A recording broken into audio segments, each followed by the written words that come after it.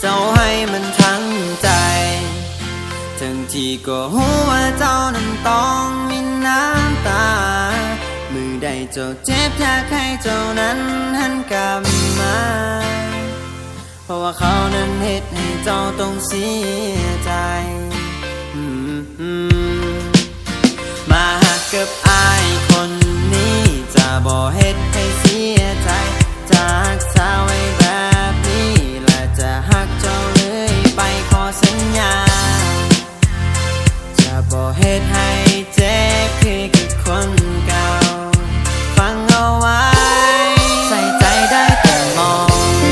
ใส่มองได้ทั้งตา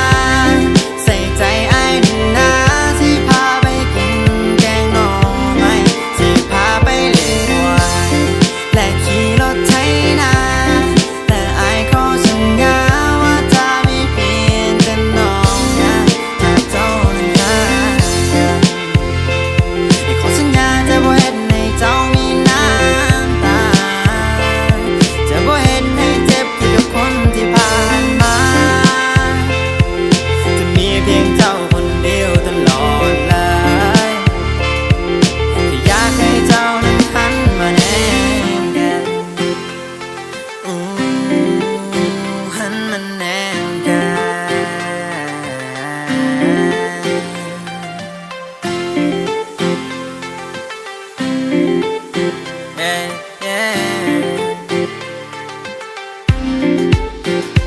ลงหักคนบ่มีใจเจ้าหักไปก็เสียใจ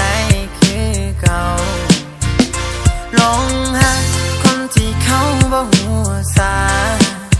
เจ้ามีน้ำตาเขาก็บ่สนใจก็มีแต่อ้ายนี่ล่ะที่คอยเอาใจอ้ายนี่ล่ะที่คอยเทคแค่เจ้าทุกอย่างและก็บ่เคยจะห่างไกลให้เจ้านั้นต้องเอาใจคอยปลอบเวลาเจ้าเสียใจยังอยากให้ลืมเขาคนนั้นคนที่เหตุให้เจ้าเจ็บซ้ำอยากให้ลืมเรื่องในวันนั้นที่เหตุให้เจ้ามีน้ำตาถ้าคบกับอ้ายขอสัญญาจะปล่อยให้เจ้าเสียใจ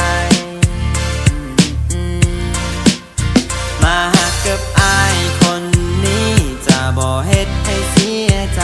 จะหักษาไว้แบบนี้และจะหักเจ้าเลยไปขอสัญญาจะบ่เฮ็ดให้เจ็บคือกับคนเก่าฟังเอาไว้ใส่ใจได้แต่มองใส่มองได้ทั้งตาใส่ใจไอ้นี่นาที่พาไปกินแกงหน่อไม้ที่พาไปเลี้ยงควายและขี่รถไถนาและไอ้ขอสัญญาว่าจะมีเพียงแต่น้องนะถ้าเจ้านั้นรักกันไอ้ขอสัญญาจะบ่เฮ็ดให้เจ้ามีน้ำตาจะบ่เฮ็ดให้เจ็บคือกับคนที่ผ่านมาจะมีเพียงเจ้าคนเดียวตลอดเลยแค่อยากให้เจ้านั้นใจได้แต่มองใส่มองได้ทั้งตาใส่ใจไอ้ดินนาที่พาไปกินแกงหน่อไม้ที่พาไปเลี้ยงควาย